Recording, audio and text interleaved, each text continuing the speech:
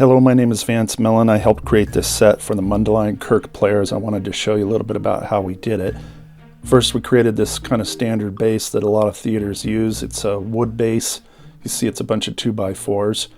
We had to tack it to the ground with some screws so that this whole thing wouldn't fall over, so be careful to do that to keep things safe. We got these cardboard concrete form tubes. They were pretty cheap. As you can see, we cut them off at sort of odd angles so that they weren't straight. We wanted things to look kind of malformed and natural.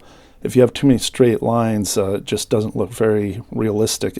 So we got increasingly smaller concrete forms and some other kind of carpet tubes and basically stuck them over our 2x4s that were placed at odd angles and screwed in nice and tight. Then we bought a big roll of brown butcher paper type stuff. We bought a thick roll and a thin roll, which I rolled out probably into about 30-foot long sections, and I had people stomp on them and wrinkle them and twist them and turn them and tear them just a little bit. Then we left these kind of hanging roots at the bottom of the tree and spun them up. Once again, we tried not to be too orderly about it. We spun them to the right, we spun them to the left, we made some C curves in there, and we always left roots hanging off the bottom, and we left a bunch of paper hanging off the top so we could wrap it around the tree branches as we got higher and higher. Then we got a bunch of old tree branches, jammed them down into these pipes here. We forked them out in all different angles. Once we got enough of them, we brought that paper up around and sort of curled it around the branches.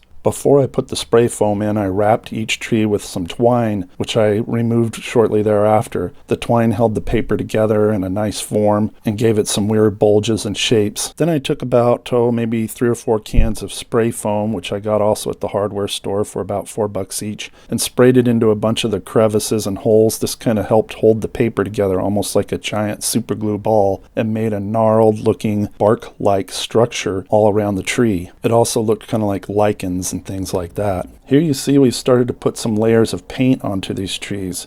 We have sort of a bluish paint, a reddish paint, and some white highlights.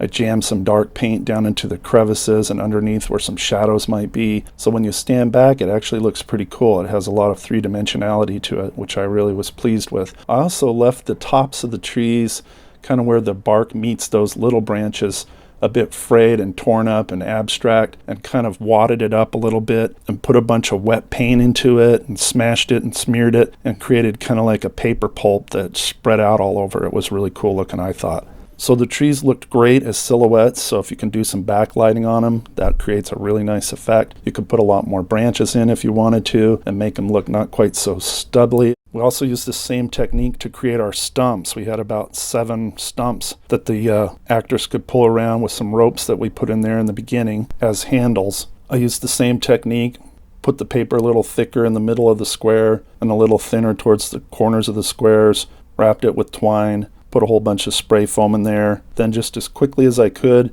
I jammed about 3 or 4 different colors of paint into it and created some streaks that looked like dark spots and light spots.